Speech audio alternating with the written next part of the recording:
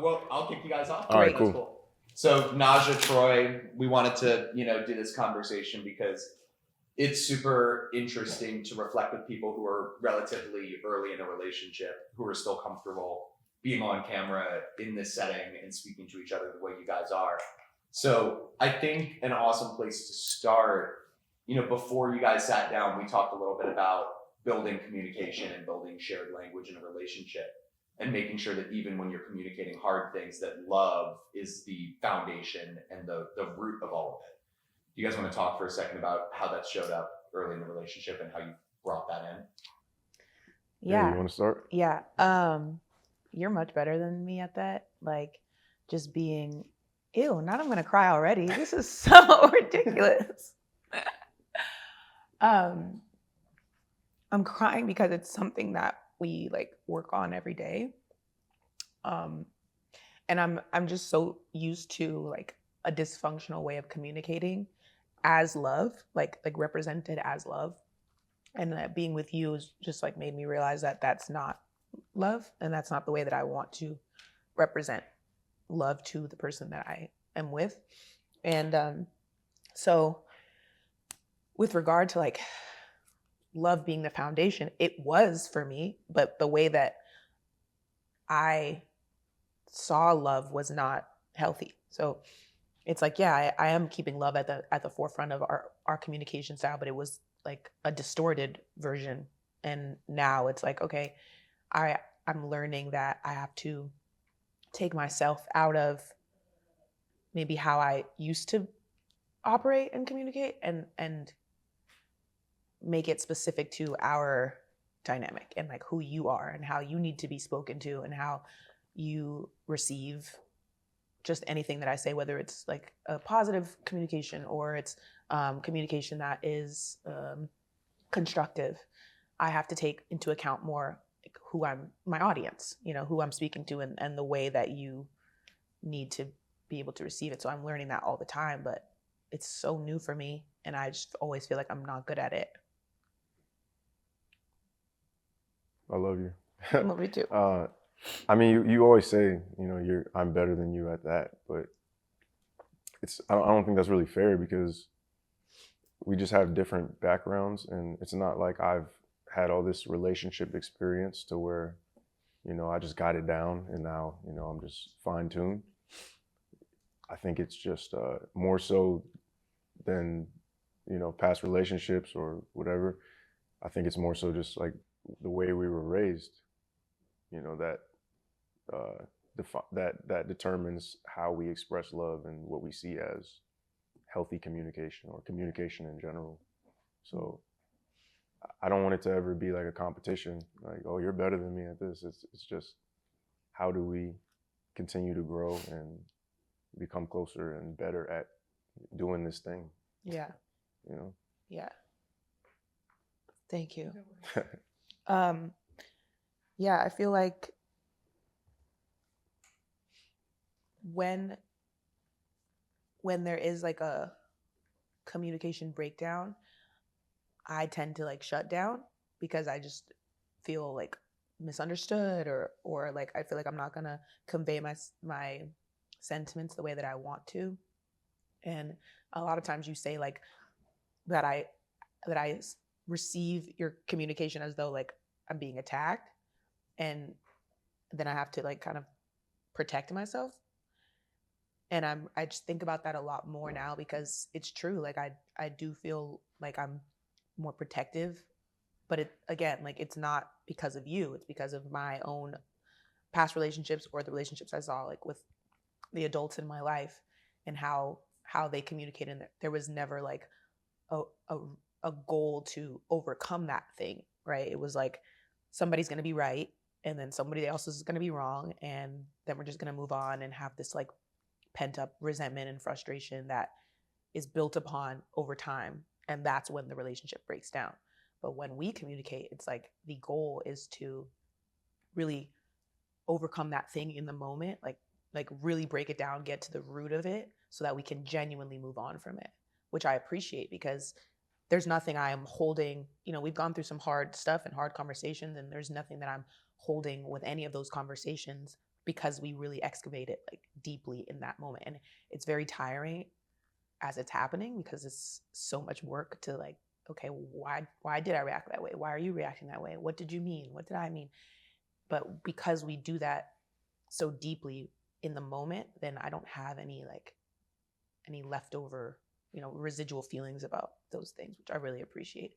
And it's something I'm learning that's the way that love is represented in communication.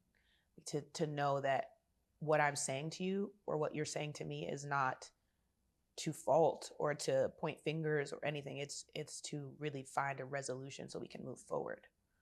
And that's why I say you're better at it than me, because it's just so new,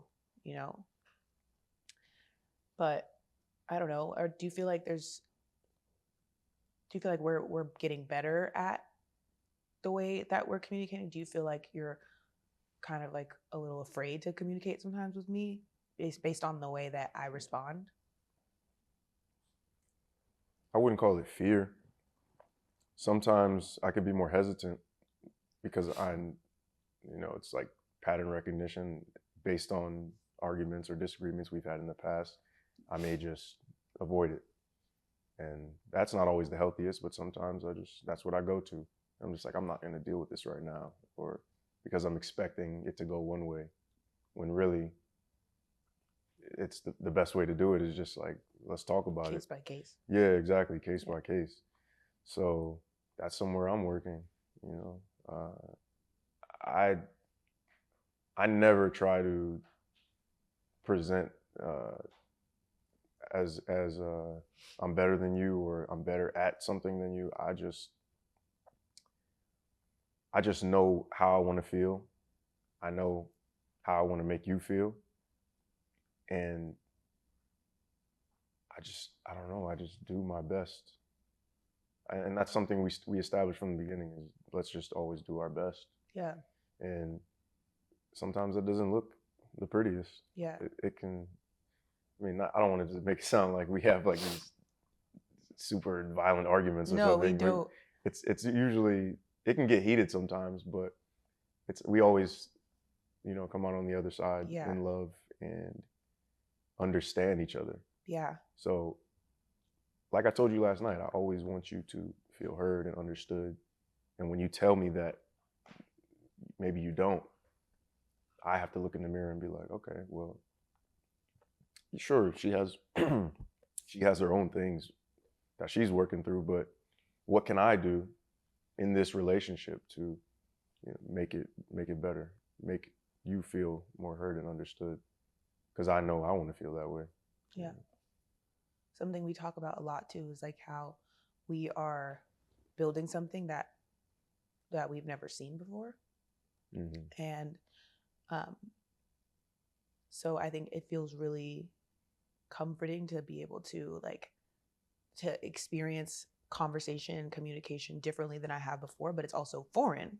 So what's that saying? The devil you know is better than the devil you don't, or something. Because I'm just so used to a certain style and way. And then we talk about too, the hyper independence of us meeting. We're about to be 30. And so we met at 29 and we went through. No, we met at 28. Oh yeah. Well, we met at 29 in person. Did we? Yeah. Yeah, we did. Yeah. But I just have had an entire decade of the way I do things and being a very independent person. And I think that's one of your gripes with how I operate, because it's I'm hyper independent, and that doesn't really leave space for you to be masculine, be yourself. And I don't feel safe to be feminine because I'm just so used to a certain way of dominating things in my life and my space and all that. And so I don't know, how do you feel like that communication, how do you feel? Okay, because we live together. Mm-hmm. And everything's happened pretty fast, and we've been together for almost a year. And I don't know, most people I feel like don't really move in together right away, and, Yeah. or uproot their lives. Like, you didn't even live here, you know? So what are some of the ways that like you feel we've overcome, or what kind of things do you think we've overcome in the way that we've communicated, or just like learned how to merge lives like healthily? Hmm. Well, just to go back to the just the past 10 years being hyper independent, and that can that causing some conflict or disagreements or uncomfortability. That's something that we've had to communicate through. So if I were to just keep that in and not express how it makes me feel, it would probably build up resentment. And we know that's not good. We've seen it in our parents. We've seen, the way that goes. So I think the more that we communicate, the easier it is to overcome things, the less likely there is to be resentment. I refuse to be in a relationship where there's like this built up resentment or like this unspoken thing that's just festering around. I've seen it happen, and it's just so toxic. I don't like being around that. I don't like being around any group of people or whatever where there's this unspoken thing that we all know is there and nobody wants to say it because they feel like they're protecting themselves or something. Like, nah, that's whack to me. So the theme is communication. That communication has helped us overcome everything we've gone through. Without the communication, there's nothing. We have tons of ways to completely break down. But, kind of to give a backstory of how we met is like we met on Instagram. So our communication had to be so strong when we did speak. Yeah. Because it was just on a phone. We didn't have that physical energy, like that in-person energy to feel and exchange. Not even in a sexual way, just face to face, like I feel you. Yeah. So we had to really communicate with our words and be genuine. Yeah. And What do you guys admire most about the way that the other communicates, especially in those early days before you even met in person? I really appreciated your brutal honesty. Your transparency about your past, who you are, your experiences, all of that was really admirable and something that drew me closer to you. Because even if it was something that I felt uncomfortable about, I would still be curious and want to learn more about you. Yeah. And your way of thinking and your experiences. So that's what I appreciate the most. Yeah. Early on and to this day. Yeah. For me, like, I just never felt like judged. I still don't. Like, I just don't ever feel, even when I'm not like in my best or being my best, like I never feel judged by you. And that was something that I felt like too, like, because we hadn't met and like we didn't know where this relationship was gonna go, I didn't have anything to lose. So I was like, I'm just gonna say everything. I'm the one that slid in your DMs anyways, so. Yeah, let it be known. And so I just never, like, I didn't feel like I had anything to hold back. And at that time in my life too, just in general, that was my rule of thumb, was just like, I'm going to show my entire self, because if I do hold something back about myself, then I'm not showing up authentically. And like, I just don't operate like that naturally. So, I felt like I could tell him everything. He can't, like, even if he's mad about it or whatever, like, he can't come get me because he's through the screen, so. But even when I shared like really hard situations I've been through, or like being taken advantage of by people in my life, or just things that have really shaped who I am now, you just listened. Like, there was no judgment. Like, you just listened and you asked questions sometimes. Like, obviously there was an openness for me to answer, and I wanted to answer the questions that you had, because they were really like with the intention of understanding. And you can feel that. You can feel when someone's asking you a question, what the motive is underneath it, or at least I can, And so with you, there was never like a motive. It was genuinely to just understand me more, which I really appreciated. So it's that like along the lines too of just unconditional love. You know, I just always felt like this unconditional love from you that I really appreciate. And I cry about this relationship every day. It's like, Hold on, you got. it's like, thank you. I think I need a new tissue. This one's a little mangled. It's wiping off on you. Yeah, you need a new tissue. But yeah, I cry about this relationship every day, even in just reflecting on what it's been and how much we're growing together and separately.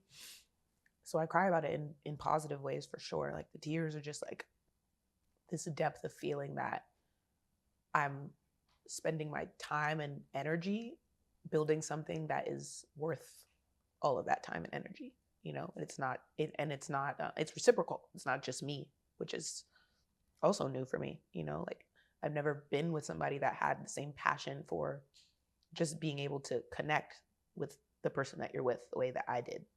So there was always this like, I want something deeper. Like I need deeper. I can't live on the surface, especially with somebody that I'm supposed to be like, this is my person, the most intimate person I have, you know? So having that with you and being able to like really feel like there's this mutual depth is, yeah, it's just beautiful, you know? So it makes me cry. There's a quote that we told before this interview that we thought would be really cool for you guys to reflect on. It's got some tissue patrol. Thank you. Hi, AJ. The quote is a James Baldwin quote. The longer I live, the more deeply I learn that love, whether we call it friendship, family, or romance, is the work of mirroring and magnifying each other's light. Can you guys talk for a second about the parts of your relationship that reflect that and the parts of each other that you're trying to reflect through that communication and through that growth?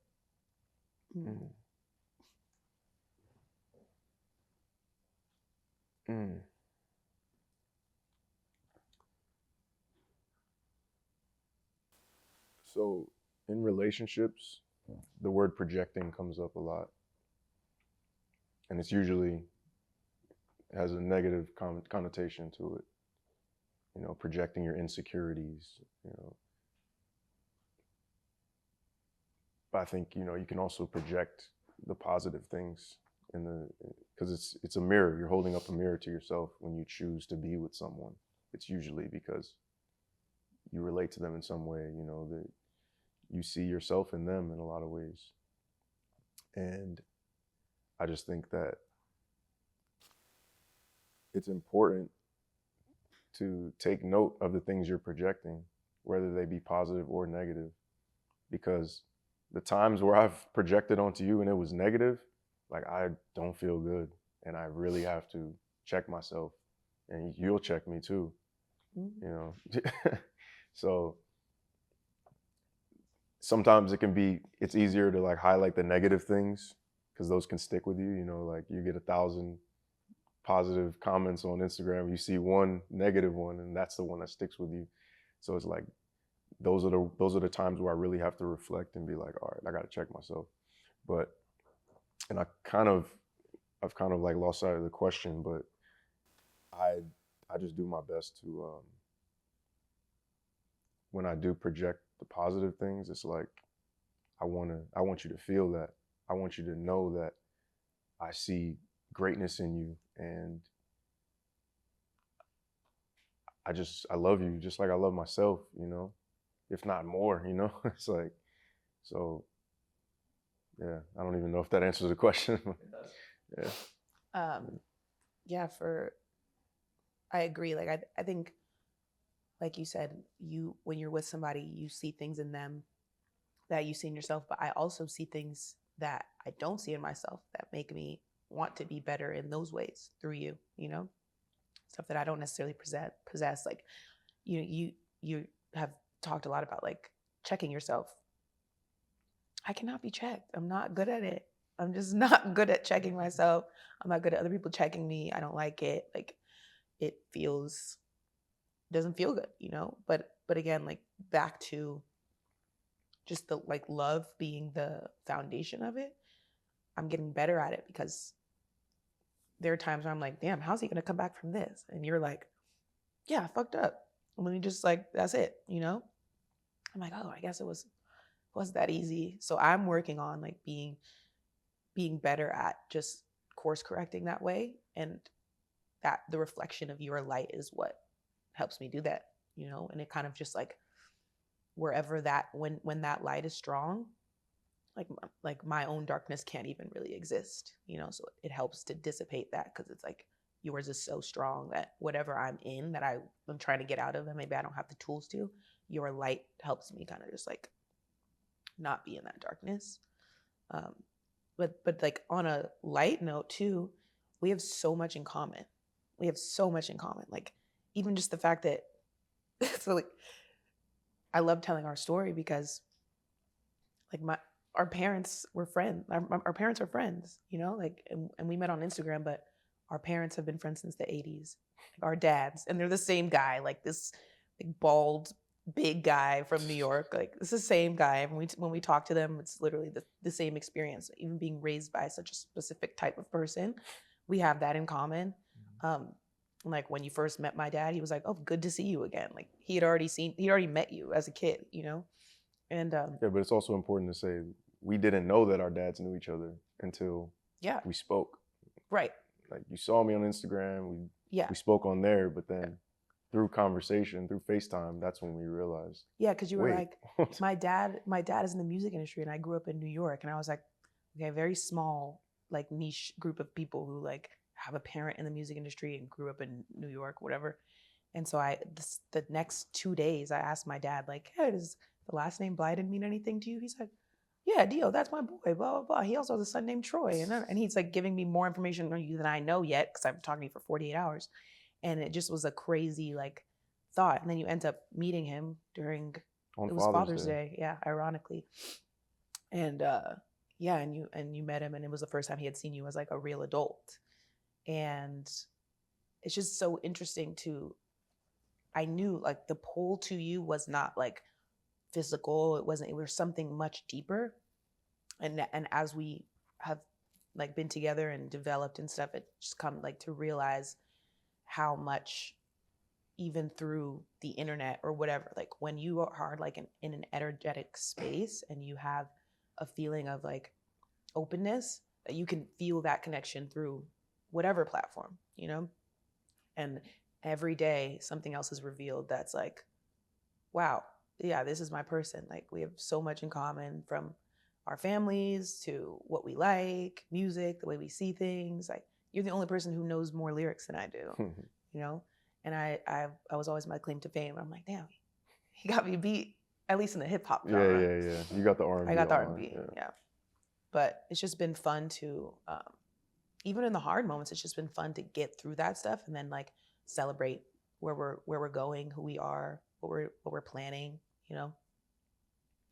Even the hard stuff has been fun, you know. I have one quick question. One more. Yeah, I'll try to make it quick. You guys mentioned earlier, like not necessarily having your values or like the healthy like patterns modeled for you, either like in the adults in your life growing up or in past relationships. What has that process been like, sort of writing your own guidebook or writing your own rules without really having a blueprint to go off of? Well, so go ahead. I was just gonna say it's the partnership part. Like it's the not doing it alone part. That's like, yeah, you want to rewrite it and I want to rewrite it, so we're rewriting it together. And it's much less work, because maybe some days I don't necessarily feel up to the changing the narrative. It just feels better to like be in the toxicity, and then you're like, no, like this is what we're working on, you know. And then there's a flip of that sometimes. So I think it's the partnership. It's the choice that we're making to like rewrite it together that is helpful, at least for me, because I'm like, I couldn't do it by myself. Yeah, no way. And that's the thing. We both have to be on the same page with it. I was just gonna say, it's fun when we have those highs of like, yo, we're bodying this shit. Yeah. Like we're really, you know, we're creating our own narrative, Yeah. something that we've never seen before. Yeah. Maybe we've seen glimpses of it, but we've never seen people really work through it.